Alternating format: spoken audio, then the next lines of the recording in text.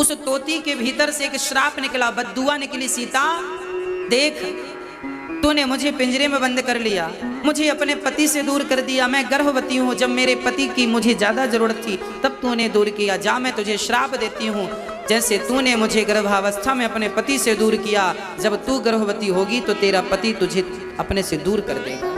ये श्राप उस तोती का था, ये पद्म पुराण की घटना है, लिखी है। तो अब इस घटना को पढ़ने के बाद, समझने के बाद, सीता को उस तोती के श्राप के बाद अब आप प्रजा को क्या दोषी ठहराएंगे? आप राम को क्या दोषी ठहराएंगे? रामचरितमानस में एक चौपाई और है जो इस बात को पुष्ट करती है, को ना काहू को सुख दुख कर दाता, निज कृत कर्म भोग सब भ्राता। याद रखना भक्तों, जीवन का एक अटल सत्य आपसे कह रहा हूं, गांठ बांध के रखना। इस संसार में ना कोई किसी को दुख देता है, ना कोई किसी को सुख देता है। आपके बुरे कर्म ही आपके सामने दुख बनकर प्रकट हो जाते हैं और आपके अच्छे कर्म ही आपके सामने सुख बनकर के प्रकट हो जाते हैं। जैसी करनी वैसी भरनी, आज किया कल पाएगा, चढ़ता सूरज धीरे धीरे ढलता है ढल जाएगा। अर्थात हमने जो कल किया था उसका फल आज पा रहे हैं, जो आज कर रहे हैं कल। तो सीता माता के दुख का कारण भी उनके अपने ही वो कर्म थे, इसलिए किसी को कोई दोष देने की जरूरत नहीं। आपके जीवन में भी जब कोई संकट आवे, कोई मुसीबत आवे, कोई परेशानी आवे, किसी पर दोष ना लगाना। हम लोगों की आदत होती है, तुम्हारे कारण ऐसा हो गया, तुम्हारे कारण ऐसा हो, तुम्हारे कारण ना, किसी के कारण नहीं, इसका जिम्मेदार भी मैं हूं। इसलिए कहो, हे प्रभु आपको कभी भूलूं नहीं, हे नाथ सदा आपका चिंतन करता रहूं। तो हम कितने कैरेट के हैं? राम तो 24 के थे, अब आप अपना हिसाब लगा लो। चलिए अब आप, कोई 2 कैरेट का ही रह गया, कोई 10 कैरेट का रह गया, कोई 15 का, शायद मुझे लगता है कोई 24 का हो, और हों तो फिर उन्हें मैं प्रणाम भी करता हूँ। यदि कोई 24 का है तो उन्हें प्रणाम, और नहीं है तो मेरी आपसे ये भी प्रार्थना है, अपनी शुद्धता बढ़ाओ। हाँ, जो आपके भीतर मिलावट हो गई है हटा दो। भाई भट्टी में डालने से सोना शुद्ध हो जाता है ना, कचरा अलग, फिर बच गया सोना। तो आपके पास भी ऑप्शन अभी है कि आपके भीतर जितनी बुराइयां हैं, काम क्रोध लोभ ना जाने क्या क्या, सब सच, अभी भी समय है, कुछ बिगड़ा नहीं है। आप अभी भी सब कुछ निकाल बाहर करो और शुद्ध बुद्ध भाव से बस गोविंद का चिंतन करो। हे नाथ मैं आपको कभी भूलूं नहीं, बची उम्र भगवान को दे दो, खत्म। तो मनुष्य का धर्म, अब आप मनुष्य हो गए ना 2% ही सही। अब मैं बताऊं मनुष्य का धर्म क्या है। मनुष्य का धर्म है सत्य बोलना। राम ने कभी अपने जीवन में असत्य भाषण नहीं किया, पूरी जिंदगी में 11,000 वर्षों तक राज्य किया है राम ने, 11,500 वर्षों कभी झूठ नहीं बोला राम जी। तो राम सत्यवादी हैं। हमें भी कोशिश करनी चाहिए जो भी शब्द निकले सत्य ही निकले, हम झूठ ना बोलें। झूठ बोलकर आप 10 करोड़ रुपए कमा लो, वो 10 करोड़ 10 जगह से चले जाएंगे, और सच बोल करके आपने 10 रुपए कमाया तो वो आपके पास रहेंगे, आपका काम करेंगे, आपकी समृद्धि बढ़ाएंगे, आपका यश बढ़ाएंगे, आपको निरोगी रखेंगे। पाप की खीर पूड़ी और मेहनत की नमक रोटी अच्छी है। पाप की खीर पूड़ी से अच्छी मेहनत की नमक रोटी अच्छी। अब आप ही निर्णय करिए कि आपको किस प्रकार जीवन चुनना है, सत्य के मार्ग को चुनना है, असत्य के। देखिए आप स्वतंत्र हैं, दोनों मार्ग आपके लिए ईश्वर ने खोल रखे हैं, सत्य का भी, असत्य का भी, अच्छा का भी, बुरा का भी। शराब भी आपके पास है और दूध भी आपके पास है। निर्णय आपका कि आपको दूध पीना है कि शराब पीना है, निर्णय आपका है, विचारधाराएं आपकी हैं। मनुष्य का धर्म है सत्य। राजा हरिश्चंद्र बिक गए पर सत्य को नहीं छोड़ा। हाँ, भागवत जी का प्रश्न दूसरा ये है, ईश्वर सगुण है या निर्गुण है? भगवान को हम क्या कहकर पुकारें, सगुण कहें या निर्गुण कह दें? अच्छा आप बताइए, भगवान सगुण है या निर्गुण, साकार है या निराकार है? बताइए। ईश्वर, कोई आपसे पूछे भगवान साकार हैं या निराकार, तो आप उनसे ये कहिएगा ईश्वर दोनों हैं। ईश्वर साकार भी है, ईश्वर निराकार भी है। कैसे? बोले ऐसे, जैसे पानी निराकार है, पानी का कोई आकार तो नहीं है इसलिए निराकार। जिसका कोई आकार ना हो उसे निराकार कहते हैं, जिसका कोई आकार हो उसे साकार कहते हैं। तो पानी निराकार है, पर वही पानी जब कटोरी में भरकर फ्रिज में रखते हैं तो पानी बर्फ बन जाता है। पानी तो निराकार था पर बर्फ का एक आकार बन गया। तो जो पानी अभी निराकार था वही थोड़ी देर बाद आकार ले चुका है, साकार हो चुका है। तो पानी निराकार तो है पर जरूरत पड़ने पर वो साकार भी हो जाता है। उसी प्रकार भगवान निराकार तो है पर भक्तों के प्रेम की फ्रिज में जब भगवान प्रतिष्ठित होता है तो वही भगवान भक्तों के लिए साकार बन करके, राम और कृष्ण बन करके प्रकट हो जाते हैं। वही निराकार। निराकार कौन है? बोले आदि नारायण। जो नारायण है ना, जो नारायण है वो निराकार है, परंतु वही निराकार राम बनकर प्रकट हो गए, वही निराकार कृष्ण बनकर प्रकट हो गए, हम सबके लिए साकार बन के आ गए। तो आप साकार में मन लगाएं या निराकार में मन लगाएं, कोई बात नहीं है। पर एक बात तो बिल्कुल कन्फर्म है कि आपको निराकार में मन लगाने के लिए साकार का सहारा लेना ही पड़ेगा। फॉर एग्जाम्पल, एक उदाहरण से समझ लेते हैं। मैया जी, ओ मेरी माँ, समझ में आ रही है बात? हाँ, जरा सुनिएगा। आपसे मैं अभी कहूँ कि अपनी माँ का ध्यान करो। आपकी माँ की आंख कैसी थी, आपकी माँ के गाल कैसे थे, आपकी माँ की सूरत कैसी थी, जरा ध्यान लगाओ। आपकी माँ, जरा कोशिश प्रैक्टिकल करो, मैं आपको प्रैक्टिकली समझाऊंगा। जरा देखो आपकी माँ कैसी है, देख लिया ना? बस आपकी आंखों के सामने माँ की सूरत उतर आई, हाँ या ना? प्रत्यक्ष प्रैक्टिकली चीजें हैं। अच्छा, आपकी आंखों के सामने माँ की सूरत क्यों उतर के आई है? क्योंकि आपने अपनी माँ को देखा है। अब आप जरा दूसरी बात सुनिए कि जिस बच्चे की माँ बचपन में ही मर गई थी, बच्चे को जन्म दिया और बेचारी चल बसी, उस बच्चे से कहा जाए कि तुम अपनी माँ का ध्यान करो, कैसी थी माँ, कैसी थी, उसके गाल कैसे थे, उसका मुंह कैसी थी, सूरत, क्या वो ध्यान कर पाएगा? बोलो, क्यों नहीं करेगा? क्योंकि उसने कभी माँ को देखा ही नहीं। अरे भाई, माँ को जब आप सामने देखोगे तभी तो माँ के ना रहने पर भी उसका ध्यान कर पाओगे। माँ को देखोगे ही नहीं तो उसका ध्यान कैसे कर पाओगे? उसी प्रकार मंदिर में जब भगवान को देखोगे ही नहीं तो भगवान का ध्यान कैसे करोगे? इसलिए तो सगुण की जरूरत पड़ती है कि सगुण से ही आप निर्गुण तक पहुंच सकते हैं। पहले माँ को देखा मतलब वो सगुण थी, अभी माँ को आपने नहीं देखा फिर भी उसका ध्यान कर लिया, ये निर्गुण है। सगुण को देखा तो निर्गुण तक पहुंचे, सगुण को देखा ही नहीं तो निर्गुण तक पहुंचने का सवाल ही खड़ा नहीं होता। हाँ या ना? बात समझ में आई आपको? माँ को देखा ही नहीं तो ध्यान किसका करेगा? सगुण को, माँ एक सगुण है ना, माँ का एक आकार मतलब सगुण है, पर वो सगुण जब चली गई, समाप्त हो गई तो सगुण निर्गुण हो गई।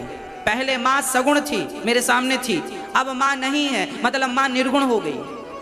तो सगुण को देखा तब तो निर्गुण में ध्यान लगा, सगुण को देखा ही नहीं होता तो निर्गुण में ध्यान कैसे? कुछ लोग हमारे भारत में ऐसे ही हैं, हम तो निर्गुण वाले हैं, निर्गुण वाले। अरे पागल, निर्गुण वाले हो तो सगुण से ही तो निर्गुण में जाओगे। पहली सीढ़ी पे पांव रखोगे तब तो दूसरी पे चढ़ोगे, दूसरी पे रखोगे तब तो तीसरी पे चढ़ोगे, और सीढ़ियों से ही तो छत पे जाओगे, कोई छलांग लगा के थोड़ी चले जाओगे। ईश्वर तक पहुंचाने के लिए सगुण तो सीढ़ियां हैं। सगुण की सीढ़ी, सगुण सीढ़ी है और निर्गुण छत है, समझिएगा। सगुण सीढ़ी है, निर्गुण छत है। छत तक पहुंचने के लिए सीढ़ियों का सहारा आवश्यक है। उसी प्रकार निर्गुण परमात्मा तक पहुंचने के लिए, निराकार का चिंतन करने के लिए साकार का सहारा जरूरी है। साकार में मन लगेगा। हम बिहारी जी का दर्शन किए हैं तो आंख बंद करेंगे तो बिहारी जी की छवि सामने आ जाएगी। अब देखा ही नहीं तुमने बिहारी जी को तो आंख बंद करके बैठे रहो, किसका ध्यान आएगा? जगन्नाथ जी को हमने देखा है, हमने आंख बंद की और हमने कहा जगन्नाथ जी ऐसे, उनके हाथ ऐसे, उनकी हमारे सामने लो तस्वीर बनने लगी जगन्नाथ जी ऐसे हैं। अब देखा ही नहीं तो तस्वीर किसकी बना लोगे? हमने द्वारिकाधीश जी को देखा है, ऐसे हैं, भगवान के हाथों में बंसी है और बड़ी ऐसे सांवले से हैं और ऐसा दरबार है, ऐसा सुंदर मुस्कान है उनकी। देखा है तो चित्त में आ रही है छवि, देखा ही नहीं तो कैसे आती? भाई सगुण से ही तो निर्गुण है। कोई डायरेक्ट कहे मैं निर्गुण वाला हूं तो आपका ज्ञान अभी कच्चा है, थोड़ा पकाइए। सगुण, मैं निर्गुण का विरोध नहीं करता, राम जी खुद कहते हैं, मैं नहीं, चलो मेरी बात मत मानो। रामचरितमानस में सुंदरकांड में गोस्वामी जी लिख रहे हैं और राम अपनी वाणी से कह रहे हैं। राम जी कह रहे हैं सगुण उपासक परहित निरत नीति दृढ़ ते नर प्राण समान मम जिनके द्विज पर प्रेम। सगुण उपासक, सगुण, राम जी कह रहे हैं मुझे सगुण उपासक पसंद है। सगुण उपासक पर हित निरत नीति दृढ़ नैम, कह रहे हैं राम जी। और फिर भी अब कोई ना समझे तो फिर कोई समझा भी तो नहीं सकता। भगवान के अवतार कितने हैं ये प्रश्न भागवत जी का है। सौनक जी प्रश्न कर रहे हैं सूत जी से, भगवान के अवतार कितने हैं। अब यहाँ से पावन सी कथा प्रारंभ होती है। भगवान के 24 अवतार हैं। भगवान के टोटल कितने अवतार हैं? 24। कौन कौन से? पहला अवतार है सनकादि, सनक, सनंदन, सनातन, सनत कुमार, इन चारों को एक ही कहा जाता है। दूसरा अवतार भगवान ने 12 बनकर के हिरण्याक्ष कुमार के पृथ्वी की स्थापना करने के लिए 12 अवतार धारण किया। विष्णु वाराह भगवान की नगरी से ही ये दास है।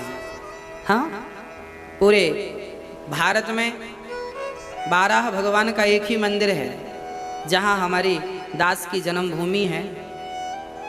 रेमझा गांव से 9 किलोमीटर दूर मझौली है, वहाँ विष्णु वाराह भगवान का एक प्रसिद्ध मंदिर है। विष्णु वाराह भगवान का कहा जाता है कि एक किसान बैल चरा रहा था। हाँ, वो किसान पेशे से मछुआरा था। उसने जाल डाला तो मछली तो फंसी नहीं, उस नदी से पत्थर फंस के आ गया। उसने फिर फेंक दिया नदी में, नदी पत्थर आया तो फेंक दिया। फिर जाल डाला, फिर पत्थर वही आया, फिर फेंक दिया। फिर जाल डाला, फिर पत्थर आया। उसको लगा ये बार बार आ रहा तो रख ही लो, पत्थर को जेब में रख लिया। घर ले आया, घर में एक जगह पर रख दिया। अब वो पत्थर ना 12 बन करके सबकी फसल बर्बाद करता। लोग शिकायत करते कि इसके घर से निकलता है, लोग पीछा करने लगे ये कहाँ से आया। तो वो जाता और उसके घर में जाके समाप्त। लोग कहते तेरे घर से तूने कब से 12 पालना शुरू कर दिया? बोला मेरे घर तो कुछ नहीं है। नहीं नहीं है। तब फिर उसे सपना आया कि जो तुझे पत्थर मिला था उसके लिए तू एक मंदिर बना। तो मझौली में उसने एक मंदिर पावन तट पर। तो ये 12 भगवान वही हैं जिन्होंने दूसरा अवतार, ये दूसरा भगवान के दूसरे अवतार हैं, हिरण्याक्ष को मारने के लिए आपने जन्म लिया। कहाँ से? ब्रह्मा जी की नासिका से। तीसरा अवतार नारद जी का। चौथा अवतार नर नारायण का। पांचवा अवतार कपिल देव जी जो अपनी माँ को सांख्य शास्त्र का उपदेश दिए। सारी चर्चाएं मैं आपको आगे करूंगा। छठवें अवतार में दत्तात्रेय जी, 7वें में यज्ञ भगवान, 8वें में ऋषभदेव जी, 9वें में पृथु भगवान, 10वें में मत्स्य। एक बार भगवान मछली भी बने, मत्स्य। 11वां अवतार कछुआ, कक्षप। 12वां अवतार भगवान का हुआ धनवंतरी। 13वां अवतार मोहिनी। 14वां अवतार नरसिंह। नरसिंह भगवान किस लिए आए? प्रहलाद के लिए। 15वां अवतार भगवान का बावन भगवान क्यों आए? राजा बलि के लिए। 16वां अवतार परशुराम जी। परशुराम जी क्यों आए? क्योंकि उस टाइम के लोग आतताई हो गए तो सहस्त्रार्जुन को मारने के लिए श्री परशुराम जी ने अवतार लिया था। 17वां अवतार व्यास जी जिन्होंने 17-18 पुराण और वेदों का विस्तार और महाभारत जैसा दिव्य ग्रंथ लिखा। ऐसे व्यास जी 17वें अवतार। 18वां अवतार त्रेता में राम जी का, भगवान श्री राम जी का। 19वें अवतार में बलराम जी। बलराम जी भी भगवान के ही अवतार हैं। 20वां अवतार हुआ है श्री कृष्ण। श्री कृष्ण भगवान 20वें अवतार हैं। 21वें अवतार हैं बुद्धावतार। जो कलयुग में हुए हैं, बुद्धावतार, बुद्ध भगवान। 22वें अवतार में भगवान हरि अवतार, जिन्होंने हाथी को बचाने के लिए हरि अवतार धारण किया। हाथी का पांव मगर ने पकड़ा था एक बार, आगे मैं कथा सुनाऊंगा। हाँ, उनके लिए भगवान ने अवतार। 23वां अवतार भगवान का हंस अवतार, ब्रह्मा जी को उपदेश करने के लिए ये हुआ था। और कलयुग के आखिरी में 24वां अवतार हुआ नहीं है, होगा कल्कि अवतार। संबल ग्राम में विष्णु यश नाम के पंडित जी के घर में कल्कि अवतार होगा। होगा, हुआ नहीं, होगा। भागवत जी में जो लिखा है वो पिछला भी लिखा है और आगे जो होना है वो भी लिखा है। बुद्धा अवतार होगा, भागवत जी में ये लिखा है। अर्थात भागवत जी तब लिख गई थी जब बुद्ध भगवान का अवतार नहीं हुआ था। भागवत जी के इस प्रसंग में ये बात लिखी है कि बुद्धा अवतार कलयुग में होगा, भविष्य। मतलब भागवत तब लिख गई है जब अवतार नहीं हो, और उसके बाद जिस टाइमिंग, जो टाइमिंग इसमें लिखी थी कि इस टाइम पे होगा, इस समय पे होगा, वही समय पे बुद्ध भगवान का अवतार होगा। और कल्कि अवतार के बारे में भी अपडेट है, वो भी होगा। मतलब हमारे शास्त्र जो है ना, ये भविष्य को भी पुष्ट करते हैं, अर्थात भविष्य की बात इन्हें पता है। कल क्या होना, रामचरितमानस में सारी बातें लिखी हैं। कल क्या, जो आज हो रहा सब पे लिखा है। कैसे लोग होंगे, आज की कैसी विस्तार धाराएं होंगी, सब पे लिखा। एक बार व्यास जी ने 17 पुराण लिखने के बावजूद भी बड़े परेशान थे, बड़े उदास। तब नारद जी आए कीर्तन करते हुए, क्या हुआ, आप परेशान क्यों हैं, उदास क्यों हैं? तब कहा, मैं इसलिए परेशान हूँ। व्यास जी ने कहा, मैंने 17 पुराण लिख दिए पर मन को शांति नहीं मिली। तब नारद जी ने कहा, आपने भागवत नहीं लिखी, जब तक भागवत की रचना नहीं करेंगे शांति नहीं मिलेगी। नारद जी ने अपनी पूरी आप बीती सुना दी। मैं पिछले जन्म दासी पुत्र था, परंतु मैं ब्रह्मा पुत्र बना तपस्या के प्रभाव से। एक बार मेरे गांव में कुछ संत आए, मैंने उनकी खूब सेवा की। संतों ने मुझे नारायण का मंत्र दिया, मैंने खूब जाप किया। मेरी माँ ने संतों के संग जाने से रोक दिया, पर मेरी माँ को एक दिन सांप ने डस लिया तो मेरी माँ मर गई। और मैं सीधा माँ का संस्कार करके जंगल गया और वहाँ केवल नारायण नारायण श्रीमन नारायण का जाप किया। जाप करते करते करते करते मेरी जवानी बीत गई, बुढ़ापा बीत गया। जब मृत्यु हुई तो आकाशवाणी हुई, पुत्र इस जन्म में तुझे मेरा दर्शन नहीं, अगले जन्म में होगा। तब नारद जी कहते हैं, मैं तब इंसान था, दासी का बेटा, इस जन्म में ब्रह्मा का बेटा बन के हूँ, केवल भजन के प्रभाव से। याद रखना, भजन का प्रभाव कभी नष्ट नहीं होता। आज ना सही, उसका फल मिलेगा जरूर। एक बार तपना होता है, तपाना होता है, उसके बाद जो सुख मिलता है ना, अपार होता है। सुदामा गरीब थे, पर जब भगवान की शरण में गए तो जीवन भर दुख उठाया। अंत में भगवान ने 2 लोकों का मालिक बनाया। केवल मालिक नहीं, सुदामा को जवान भी किया भगवान ने। सुदामा बुढ़े गए थे, और पता है आपको, सुशीला और सुदामा दोनों जवान हो गए थे। और जवानी में फिर उन्होंने अपना राज्य भोगा और सारा सुख भोग कर फिर भगवान के धाम को गए। अर्थात भगवान की भक्ति कोई करेगा तो संसार के सुख से भी वो वंचित नहीं रहेगा। कोई भी सुख हो, अर्थ धर्म काम मोक्ष, कोई भी सुख, यदि संसार के भोगों की किसी को कामना है तो भगवान वो भी उसे देते हैं, जा भोग ले। धन की कामना है, ले धन ले ले, सब कुछ देते हैं भगवान। भाई बेटा पिता की सेवा तो करे, पिता तो सब देंगे उसे, जितनी प्रॉपर्टी सब ले ले। और सेवा नहीं करे और धन मांगे तो पिता भी सोचता है कि इसे देने से कोई फायदा नहीं, बर्बाद कर देगा, इसका दूसरा उपयोग करने का सोचने लगता। पिता है परमात्मा, त्वमेव माता च पिता त्वमेव। जब हम सही मार्ग पर चलते हैं, ईश्वर की प्राप्ति के लिए तड़पते हैं, तो भगवान फिर सब कुछ देते हैं। उनके लिए कोई चीज़ दुर्लभ नहीं है, वो सब देते हैं, जो चाहिए सब कुछ मिलेगा। नारद जी कहते हैं, मैं उसका साक्ष्य हूँ, मैं उसका गवाह हूँ। इसलिए सदा भगवान से धन दौलत की चाहत न रख करके केवल भगवान के चरणों की और भगवान की भक्ति की चाहत रखना चाहिए। भगवान को जीवन दे दो और कह दो कि हे प्रभु, ये जीवन तेरे हवाले है। हाँ, ये जीवन है तेरे हवाले मुरलिया वाले, जीवन है तेरे हवाले मुरलिया वाले। हमारा जीवन नहीं है हे प्रभु, हमने तो अपना जीवन आपके हवाले कर दिया। अब आप समझो, आप जानो। दोनों हाथ उठा के भाव से जरा गोविंद की शरणागति ग्रहण करें और कहें प्रभु ये जिंदगी आपकी है।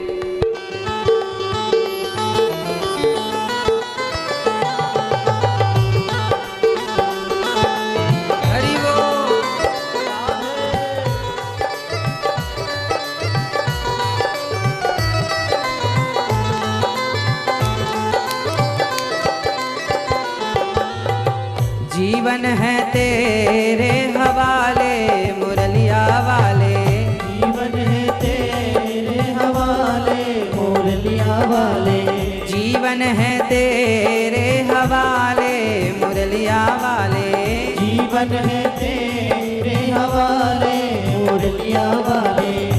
माँ के मुरलिया वाले मेरे सवरिया प्यारे, माँ के मुरलिया वाले सवरिया प्यारे, मेरे मुरलिया वाले मेरे सवरिया प्यारे, मेरे मुरलिया वाले मेरे सवरिया प्यारे।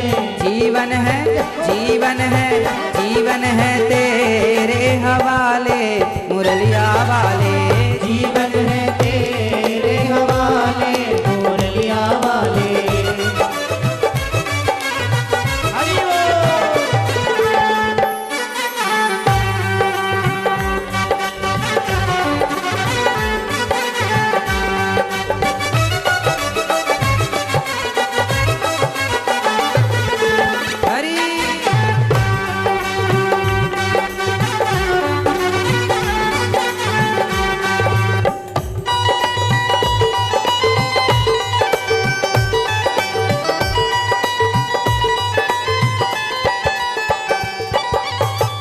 हम कठपुतली तेरे हाथ की, हम कठपुतली तेरे हाथ की, हम कठपुतली तेरे हाथ की, हम कठपुतली तेरे हाथ की, हम कठपुतली तेरे हाथ के, हम कठपुतली तेरे हाथ की, हम कठपुतली तेरे हाथ की, हम कठपुतली तेरे हाथ की। चाहे तू चाहे जैसे नचा ले मुरलिया वाले, चाहे तू जैसे नचा ले मुरलिया वाले, चाहे तू जैसे नचा ले मुरलिया वाले। जीवन है तेरे हवाले मुरलिया वाले, जीवन है तेरे हवाले हरि बोल वाले।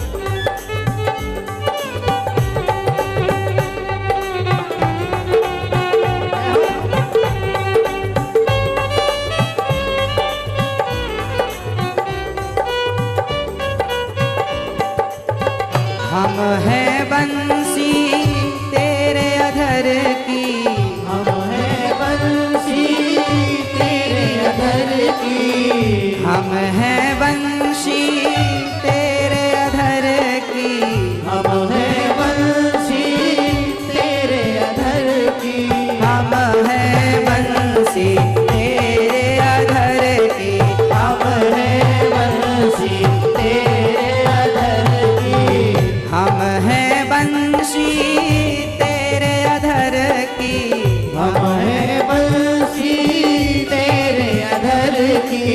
चाहे तू जैसे बजा ले मुरलिया वाले, चाहे तू जैसे बजा ले मुरलिया वाले। जीवन है तेरे हवाले मुरलिया वाले, जीवन है तेरे हवाले मुरलिया वाले।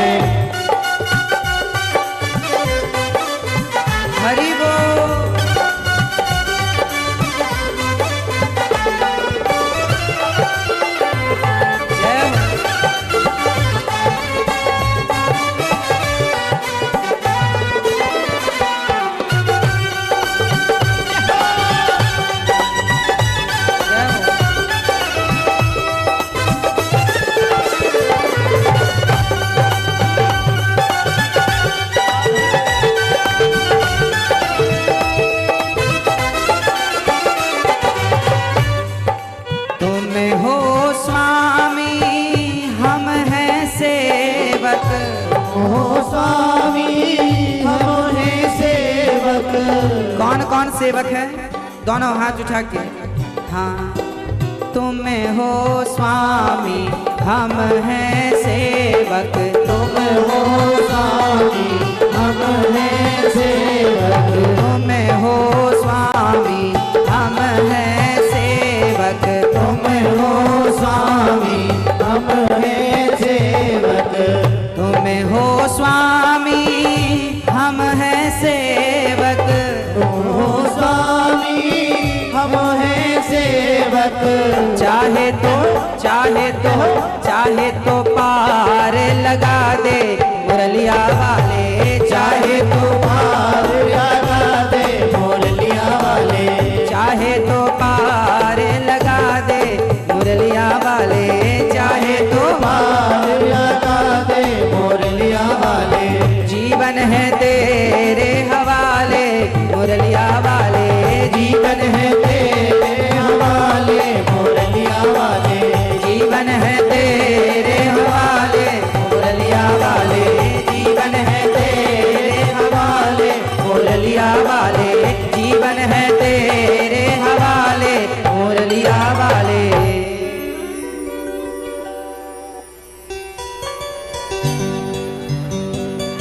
हम कठपुतली तेरे हाथ की। हे गोविंद, हम तो तेरे हाथ की कठपुतली हैं। चाहे तू जैसे नचा ले मुरलिया वाले।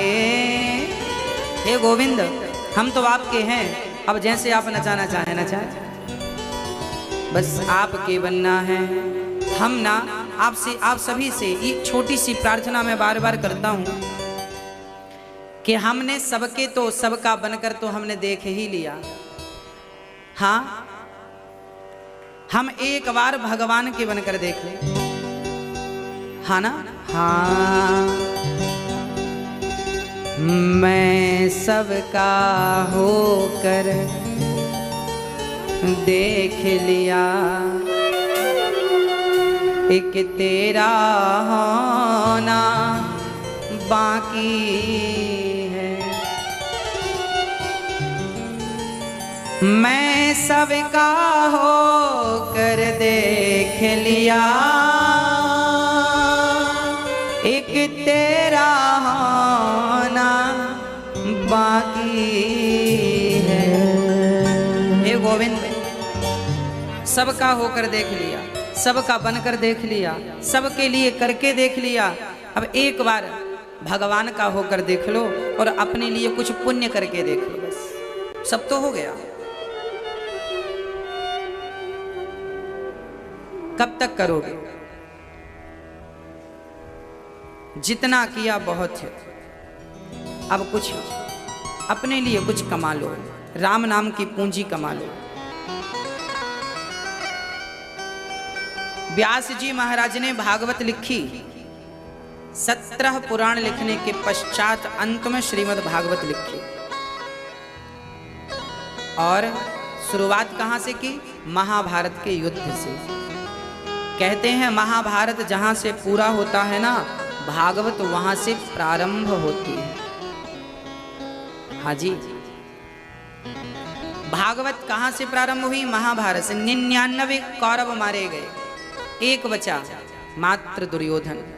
भीम भैया की गदा से उनकी भी जंघा टूट गई, परंतु जिंदा रहा।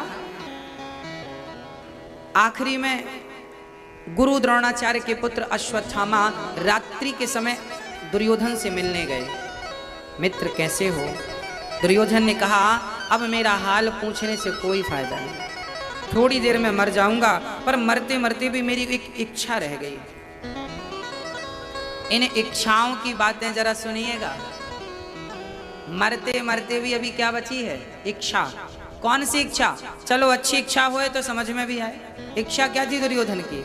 कि पांडवों को हम मरा हुआ देख लें बस। 5 की 5 में एक भी नहीं मरा।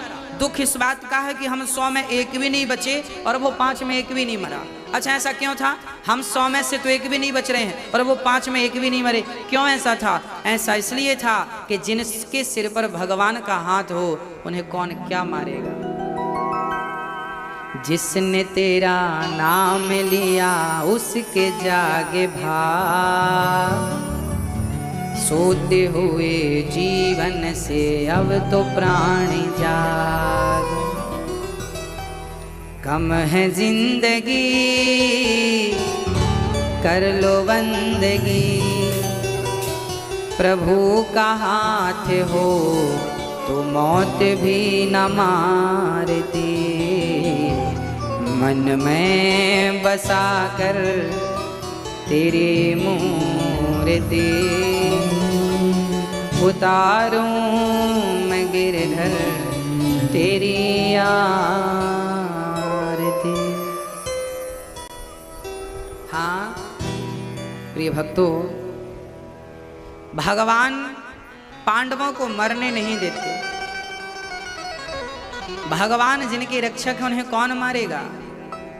दुर्योधन की बात मानकर अश्वत्थामा चला कि चलो एक प्रयास और कर लूं पांडवों को मारने का। अभी युद्ध में धर्म के साथ तो लड़ नहीं पाए, अब अधर्म से चलते हैं। कई बार इंसान अपनी जीत के लिए अधर्म का भी सहारा लेता है, अपने यश के लिए, अपने काम को बनाने के लिए अधर्म का आश्रय लेता है। आप याद रखिएगा, अधर्म का सहारा मत लीजिएगा। पांडवों ने कभी भी अधर्म का साथ नहीं लिया, जबकि कौरवों ने अधर्म चालू किया। अच्छा, महाभारत में भी एक नियम बनाया गया था, एक योद्धा से एक ही योद्धा लड़ेगा, दो नहीं लड़े। एक महारथी से एक महारथी लड़ेगा, एक घुड़सवार से एक घुड़सवार ही लड़ेगा, एक पैदल से एक ही पैदल लड़ेगा, एक हाथी वाले के ऊपर वाले से एक हाथी वाला लड़ेगा। सबसे पहले ये मर्यादाएं किसने बनाई थी? पितामह भीष्म ने। पितामह भीष्म की ये मर्यादाएं थी, ऐसा युद्ध होगा क्योंकि ये धर्म युद्ध, धर्म क्षेत्र कुरुक्षेत्र समवेता युद्धोत्सव, धर्म युद्ध है। इस धर्म को तोड़ा किसने था? ये धर्म एक से एक ही युद्ध करेगा, ये मर्यादा महाभारत में कहां टूटी? अभिमन्यु के वक्त टूट गई। अभिमन्यु के समय एक अभिमन्यु से 8 महारथियों ने युद्ध किया था। उसमें गुरु द्रोणाचार्य भी थे, शकुनी भी थे, कर्ण भी थे, दुशासन भी थे, दुर्योधन भी थे, जयद्रथ भी थे। हाँ, ऐसे और थे दिग्गज महारथी। एक से एक ही लड़ने की मर्यादा बनाई गई थी, दोनों पक्षों ने इसे स्वीकार भी किया था, पर यह मर्यादा टूट गई, टूट गई। कब टूटी? पितामह भीष्म की बाणों की सैया के बाद टूटी। पितामह भीष्म ही जब टूट गए तो उनकी बनाई मर्यादा भी टूट गई। उस समय सेनापति पितामह नहीं थे, उस समय गुरु द्रोणाचार्य सेना पद पर अभिषिक्त थे। टूट गई मर्यादा। अब भगवान ने कहा, अच्छा तुमने तोड़ दी मर्यादा, तब फिर आओ मैदान में। तब फिर अर्जुन ने भी क्या किया? दानवीर कर्ण का रथ जब जमीन पर धंस गया तो उसमें यह भी नियम था कि जब किसी का रथ काम ना कर रहा हो और योद्धा रथ पर ना हो तो उस पर बाण ना चलाया जाए। अर्जुन ने नहीं चलाया। भगवान ने कहा, अर्जुन पागल मत बन, निहत्थी अभिमन्यु पर इन्हीं ने बाण चलाया था। जब इन्होंने मर्यादा का ख्याल नहीं रखा तो तुम क्यों पंडित बन रहे हो? याद रखना, जब आप धर्म का पालन करेंगे तो धर्म आपकी रक्षा करेगा।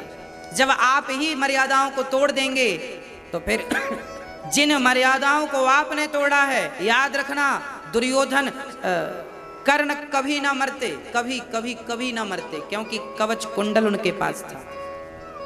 कभी ना मरते यदि उन्होंने अपनी मर्यादाओं को ना तोड़ा होता तो।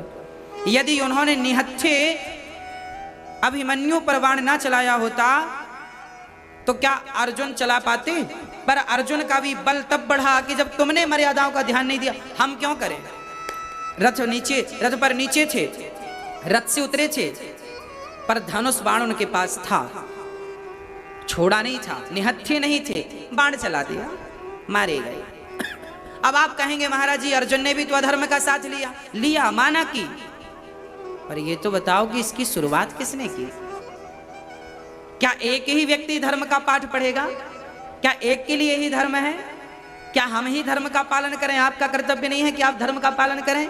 क्या दुर्योधन का कर्तव्य नहीं था कि वो अभिमन्यु निहत्था था तो ना बाण चलाए? क्या पितामह भीष्म पर क्या गुरु द्रोणाचार्य का ये कर्तव्य नहीं था कि वो निहत्था है तो उसको बाण ना चलाए, मारे ना? क्या जयद्रथ का काम नहीं था? क्या कर्ण ज्ञानी नहीं थे, समझदार नहीं थे कि एक बालक पर बाण चलाया? उस समय इनकी उम्र मात्र 20 साल की थी। अभिमन्यु कितने साल का? 20 साल का बच्चा था, 20 वर्ष की उम्र थी, निहत्थे 7 दिग्गजों ने मारा। और मरने के बाद जयद्रथ ने, पता है, अभिमन्यु के सिर पे लात मारा था। मर गया जब, तो मरे हुए अभिमन्यु के मस्तक पर लात जयद्रथ ने मारा था। ये जयद्रथ कौन था? दुर्योधन के जीजा जी थे। तो क्या तुम्हारे गुनाहों का कोई हिसाब नहीं होगा? कर लो गुनाह, कर लो, हिसाब जब होगा तब होगा। शुरुआत तुमने की है, अब भोगने के लिए तैयार हो जाओ। दूसरे दिन अर्जुन ने प्रतिज्ञा कर ली, कल के युद्ध में मैं जयद्रथ को मार डालूंगा, नहीं तो मैं अग्नि स्नान कर लूंगा, आग में कूद जाऊंगा। दूसरे दिन के युद्ध में तो जयद्रथ भागने लगा कि मैं भाग जाऊं, नहीं तो अर्जुन मार डालेगा। समझाया सबने, ना हम तो हैं, हम तो हैं। तुम कितने भी बड़े बने रहो, जब तुमने अधर्म किया है तो वही अधर्म तुम्हारे प्राण लेगा। रावण को किसने मारा? राम ने ना, रावण को राम ने नहीं, रावण के पापों ने रावण को मार डाला। कौरवों को पांडवों ने नहीं, कौरवों के पापों ने मार डाला। आज का इंसान जब मरता है ना, वो आरोप लगाता है तुम्हारे कारण हुआ। ना, तुम्हारे अपने पापों के कारण तुम परेशान हो, तुम्हारे पापों ने तुम्हें मारा है। भर गया है पाप घट पापी के अत्याचार से। कृष्ण कहते हैं पापियों का विनाश होगा मेरे कृष्ण अवतार से। चल पड़े भगवान। दूसरे दिन का युद्ध प्रारंभ हुआ, शंखनाद हुआ, सारे अपनी अपनी जगह पर स्थित हो गए। चालू हुआ महाभारत। आज लंबी सेना के बीच में जयद्रथ को नियुक्त किया है। बड़ी सिक्योरिटी थी, कोई पक्षी भी पर नहीं मार सकता, इतनी सिक्योरिटी टाइट। अर्जुन बहुत दूर थे, परंतु जब शाम होने को आई, सूर्य अस्त में मात्र 1 घंटा शेष रह गया, तब भगवान समझ गए कि अर्जुन तो जयद्रथ तक पहुंच नहीं सकता। देखिए, जब आप भगवान के चरणों में समर्पण कर देते हैं तो फिर भगवान ही आपके लिए मार्ग प्रशस्त करता है। भगवान समझ गए कि ये तो नहीं पहुंच सकता, तो भगवान ने युक्ति निकाली। भगवान ने दिन को ही रात कर दिया। संध्या हो गई, सूर्य को ढक लिया बादलों ने, सबको लगा शाम हो गई। अच्छा, यहां मैं एक प्रश्न भी आपसे करना चाहूंगा। मुझे ये बताइए आप लोग कि भगवान पक्षपाती हैं या नहीं? मैया जी, राधे राधे, बताइए भगवान पक्षपाती हैं या नहीं? हाँ या ना? भगवान इतने बड़े पक्षपाती हैं, इनके जैसा कोई नहीं। कहां पक्ष लिया? वही कथा है। सूर्य अस्त होने में मात्र 1 घंटा शेष रह गया। भगवान ने माया को बुलाया, बादलों ने सूर्य को ढका। जब बादलों ने ढका, दुर्योधन ने कहा चल, अब तूने प्रतिज्ञा ली थी अब मर। अब दुर्योधन के कहने से अर्जुन ने संकल्प लिया था मर जाऊंगा, चिता बनाई, जलने के लिए जाने लगे। तभी जयद्रथ का मन हुआ कि मैं अपने दुश्मन को मरता हुआ तो देखूं, भाग के सारी सिक्योरिटी तोड़ कर आ गया, मैं भी देखूं। हा हा हा हंसने लगा। अब भगवान समझ गए मैं भी तो यही चाहता था, तू आ जा। आया, खड़ा हुआ, तब भगवान ने कहा माया तुम्हारा काम हो गया, जाओ। जैसी गई बादल हटे, सूर्य की किरणें। भगवान ने कहा अर्जुन अभी सूर्य अस्त नहीं हुआ, सूर्य अस्त होने में अभी भी 10 मिनट शेष रह गए। उठाओ अपना गांडीव, ये रहा तुम्हारा दुर्योधन, अपना तुम्हारा दुश्मन, और बाण चलाओ। पर याद रखना, इसका सर जमीन पर गिरेगा तो तुम्हारे सिर के 100 टुकड़े हो जाएंगे। इसलिए ऐसा बाण चलाना कि इसका सिर जाकर इसके पिता की गोद में जाकर गिरे। जो बाण चलाया, अब मुझे आप ये बताओ कि क्या अर्जुन के बाण में इतनी ताकत थी कि उसका सिर काट के उसके पिता की गोद में गिराए? इस बात का खुलासा किसने किया था जानते हैं? जब पूरा महाभारत हुआ, बर्बरीक ने इसका खुलासा किया। बर्बरीक सारे महाभारत का दृष्टा था, देखने वाला। बर्बरीक ने कहा था, अर्जुन जब तुमने जयद्रथ के लिए बाण चलाया था तो तुम्हारा बाण तो जयद्रथ का सिर काट के गिर ही गया था, पर उसे कृष्ण के सुदर्शन ने अपने ऊपर बिठाया और ले जा करके और उसके पिता की गोद में गिराया। दोनों बाप बेटे मर गए और भगवान ने भक्त की रक्षा कर ली। भगवान अपने भक्त के लिए कुछ भी कर सकते हैं। पक्षपाती बन गए, देखो ना, दिन को रात कर दिया। जैसे माँ अपने बच्चे का सदा पक्ष लेती है, ऐसे भगवान अपने भक्त का सदा पक्ष लेते हैं। हाँ, पूरा महाभारत हुआ, पांडवों को एक इतना सा दर्द नहीं होने दिया भगवान ने। क्यों? क्योंकि भगवान भक्तों का पक्ष लेते हैं। क्योंकि भगवान कृष्ण के सामने भगवान को मांगने दुर्योधन भी गया था और अर्जुन भी गया था। फर्क इतना है कि दुर्योधन ने भगवान से सेना मांगी और दुर्योधन ने सेना मांगी, और भगवान से अर्जुन ने सेना नहीं, भगवान से भगवान को मांगा। भगवान से मांगा दुर्योधन ने और भगवान को मांगा अर्जुन ने। तो जिसने भगवान से मांगा वो तो एक भी नहीं बचे, और जिसने भगवान को मांगा उसका बाल भी बांका नहीं होने दिया। बस आप समझ लो कि आपको भगवान से मांगना है या भगवान को मांगना है। भगवान से मत मांगिए, भगवान को मांगिए। पिता से मत मांगिए, पिता को मांगिए। आप मेरे पास आइए, मैं आपकी सेवा करूंगा। पिता से, पिता को नहीं। श्री भगवान बड़े प्रेम से अब महाभारत का युद्ध हुआ। अश्वत्थामा आया, द्रौपदी के 5 बच्चे सो रहे थे। उन 5 बच्चों को पांडव समझकर, क्योंकि 5 के एक एक बेटा था द्रौपदी के द्वारा, उनकी शकल बिल्कुल पिता जैसी थी। रात्रि के 12 बजे और अश्वत्थामा डरे भी थे, कोई देख ना ले, चोर तो डरा ही होता। बच्चों को पांडव समझकर 5 का बड़ी निर्दयता से सिर काट दिया, गर्दन काट दी, 5 का सिर लिया, चल पड़ा। देख दुर्योधन, ये रहे तेरे दुश्मन, देख मैंने पल भर में मार दिया। दुर्योधन बड़ा प्रसन्न, वाह मेरे दुश्मन मारे गए। थोड़ी देर बाद जब ध्यान से देखा, ये पांडव नहीं, पांडव पुत्र हैं। उसी क्षण दुर्योधन की मृत्यु हो गई। पहले प्रसन्नता हुई कि पांडव मारे गए, फिर दुख हुआ कि पांडव नहीं, पांडव पुत्र हैं। सुख और दुख की संधि में दुर्योधन की मृत्यु हो गई। प्राण निकल गए, और जब प्राण निकले, वाह, इसे वरदान था, श्राप था। ये छोटा था ना दुर्योधन, तो संतों के पूजा पाठ के बर्तन फेंक देता था, चुरा लेता था। बड़ा परेशान बच्चा था तो भी परेशान संतों को करता। और जब संत पूछते क्यों रे तूने हमारे बर्तन चुराए, भगवान जी चुराए, भगवान को चुरा लेता, फेंक देता यमुना जी में। संतों को गुस्सा आई, संतों ने कहा क्यों रे, और जब संत पूछते ना तो रोने लगता। बीच में पितामह जी के पास चला जाता, देखो देखो बाबा जी हमें डांट रहे हैं। संतों ने श्राप दे दिया, नौटंकीबाज। पहले हंसता है अकेले में और सबके सामने रोने लगता है। जा तुझे श्राप देता हूं, आज के बाद तू हंसा और तुरंत रोया तो तेरी मृत्यु हो जाएगी।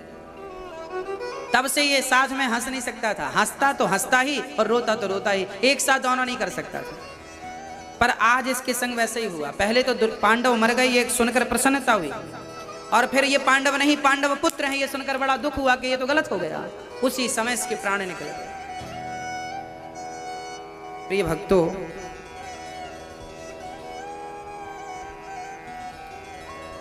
अब द्रौपदी मां जो थी उसके तो 5 बच्चे मारे गए। अब यहां एक प्रश्न खड़ा होता है, भगवान के ऊपर एक उंगली उठ रही है कि हे प्रभु, आपने पांडवों को तो बचा लिया, आप चाहते तो पांडव पुत्रों को भी तो बचा लेते, इनको भी तो मरने से आप बचा सकते थे। द्रौपदी ने यह प्रश्न किया है कि प्रभु आप तो सर्वांतर्यामी हैं, सब जानते हैं, तो आपने उनकी रक्षा क्यों नहीं की? तब भगवान ने कहा, द्रौपदी इन बच्चों की उम्र इतनी ही थी, और सच्ची बात ये थी कि इन बच्चों ने जन्म ही इसलिए लिया था दुर्योधन की मृत्यु के कारण बनने के लिए। ये ना मरते तो दुर्योधन की मृत्यु ना होती, उनके लिए इनका मरना जरूरी था। मतलब ईश्वर जो करते हैं उसके पीछे एक प्लानिंग होती है। इस कारण से ये कारण समाप्त होगा और इस कारण से ये कारण बनेगा। लीला है। हम लोग ना तुच्छ प्राणी हैं, हम भगवान की लीलाओं को समझते नहीं हैं। अश्वत्थामा के बाल पकड़ करके घसीट करके द्रौपदी के सामने खड़ा कर दिया अर्जुन ने। देखो द्रौपदी, आपके पुत्र का हत्यार आपके सामने खड़ा है, जो सजा देना चाहो इस हत्यारे को दे दो। अच्छा मुझे आप एक बात बताओ, यदि आपके अपनों का कोई हत्यारा आपके सामने आकर खड़ा हो जाए तो आपके क्या विचार होंगे उसके लिए? क्या आपके भीतर उसके लिए कोई दया का स्थान होगा? मैया जी, क्या आपके भीतर उस हत्यारे के लिए कोई दया का स्थान होगा? हाँ या ना? नहीं ना?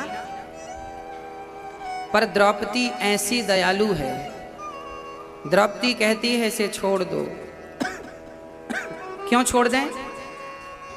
क्योंकि दया धर्म का मूल है,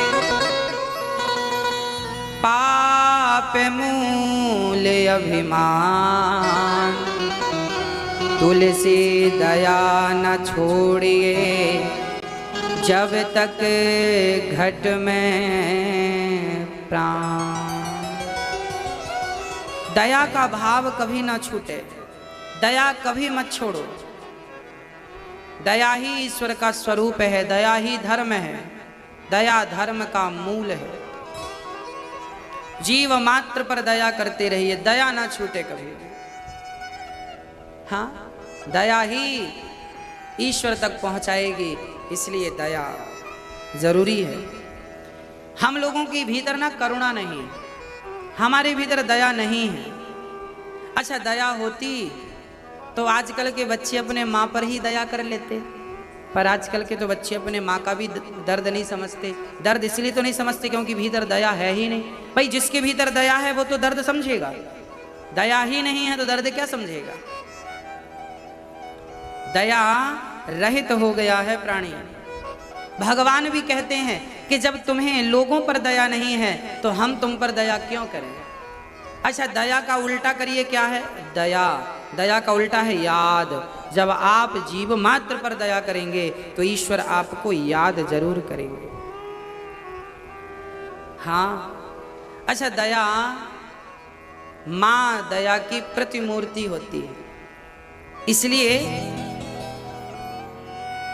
माँ को ममता मई कहते हैं, करुणा मई कहते हैं। हाँ, इसलिए द्रौपदी एक माँ है, भले उसके 5 बच्चे मर गए हैं, पर वो ये सोचती हैं कि यदि मेरे बच्चे मर गए और मैंने इसे मार दिया तो कल इसकी माँ भी तो रोएगी अपने बच्चे के लिए, ये भी तो किसी माँ का बेटा है। द्रोणाचार्य की पत्नी का तो अब यही सहारा है, द्रोणाचार्य तो चले गए महाभारत में, इसको मार देंगे तो इसकी माँ अनाथ सी हो जाएगी, इसलिए मारना ठीक नहीं। माँ द्रौपदी है और हमारी माँ द्रौपदी माँ और सबकी माँ हमें यही समझाती है, करुणा करो, दया करो। माँ की दयालुता तो देखो। अच्छा एक बात बताओ, कभी भी माँ सपने में भी क्या अपने बच्चे का बुरा सोच सकती है? नहीं। माँ कभी भी, पूरी दुनिया में एक माँ ऐसी है जो बच्चा गाली भी दे माँ को, माँ के साथ बुरा व्यवहार भी करे तो भी माँ उस बच्चे के लिए गलत नहीं सोच सकती, ना सुन सकती। ऐसी माँ होती, ऐसी तो सिर्फ माँ होती है। याद रखना, पिता भी ऐसा नहीं होता। पिता का स्थान भी माँ से बहुत नीचा है। माँ का स्थान तो सबसे ऊंचा है। माँ सिर्फ माँ होती है, माँ जैसा कोई नहीं। इसलिए अपनी माँ और अपने माँ की पूजा, माँ का सम्मान, माँ का आदर करना जरूरी है। जो बच्चे अपने माँ की सेवा करते हैं उन्हें मंदिर जाने की भी जरूरत नहीं है। माँ की सेवा ही भगवान की भक्ति है, भगवान की पूजा है। जब माँ के चरणों को धोते हो तो भगवान स्नान कर लेते हैं, क्योंकि भगवान माँ के ही चरणों में रहते हैं, चरण में ही भगवान का वास है। तो माँ के चरणों में जल डालो, भगवान का स्नान। माँ के चरणों में फूल चढ़ाओ, भगवान को फूल चढ़ गया। माँ को भोजन कराओ, भगवान का पेट भर गया। माँ की पांव सेवा करो, चरण दबाओ माँ के, तो भगवान के पांव दब रहे हैं वो। भगवान डायरेक्ट कोई सेवा नहीं लेते, माँ से ही भगवान का कॉन्ट्रैक्ट है सारा। तुम्हारी सेवा होती जाए तो सप्लाई इस तरफ करते जाना। माँ को जब पाँव दबाने से जब सुख मिलता है ना, तो माँ के भीतर से जो दुआ निकलती है बच्चे के लिए, जीता रहे बेटा, खुश रहे, वो आशीर्वाद भगवान का है। इसलिए माँ और भगवान दोनों पर्यायवाची हैं। इसलिए तो भगवान के लिए हम लोग गाते हैं, त्वमेव माता च पिता त्वमेव, त्वमेव बन्धुश्च सखा त्वमेव, त्वमेव विद्या द्रविडं त्वमेव, त्वमेव सर्वं मम देव देव। तू कितनी अच्छी है, तू कितनी भोली है, हो प्यारी प्यारी है ओ माँ, ओ माँ, ओ माँ, प्यारी माँ। तू कितनी अच्छी है, तू कितनी भोली है, प्यारी प्यारी है ओ माँ,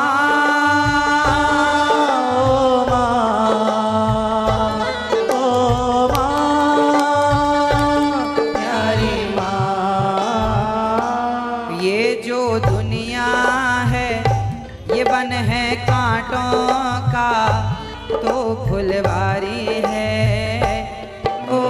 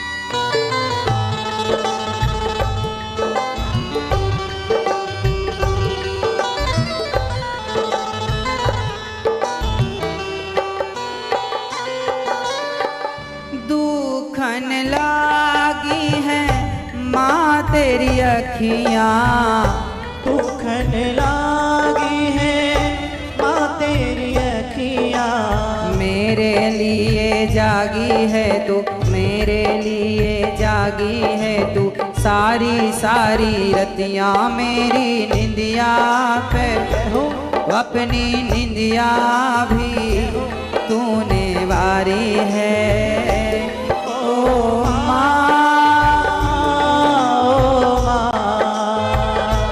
ओ माँ, प्यारी माँ।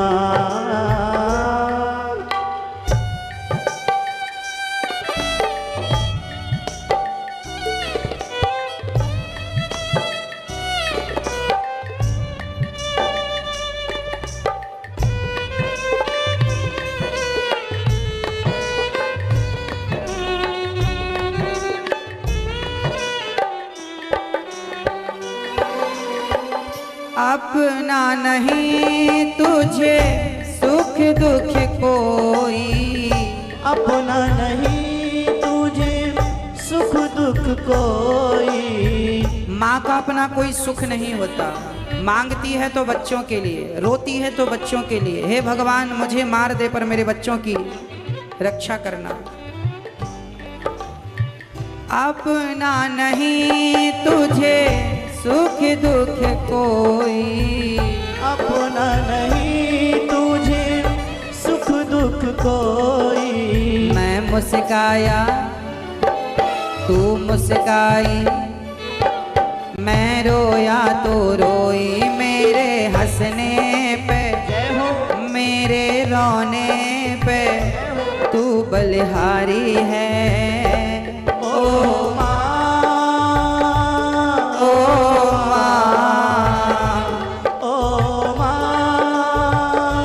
प्यारी माँ। इसलिए कहता हूँ कभी भगवान की आरती उतारने के बाद समय मिले तो माँ के चरणों की भी आरती उतार लेना, क्योंकि ये माँ ना होती ना तो हम ना होते, तुम ना होते। ये संसार यदि है तो माँ की बदौलत है। जिसकी कोख से जन्म लेते हो उसी माँ को घर से निकाल देते हो। हाँ, माँ शायद तुम्हें माफ कर दे पर भगवान माफ नहीं करेगा यदि तुमने माँ के साथ गलत किया तो। हाँ, समय मिले तो आरती सजाओ और बड़े प्रेम से माँ को मूर्ति भगवान मानकर, हाँ, लेके पूजा की थाली, ज्योत मन की जगाली, तेरी आरती उतारूं भोली माँ। तू जो दे दे सहारा, सुख जीवन का सारा, तेरे चरणों पे वारूं भोली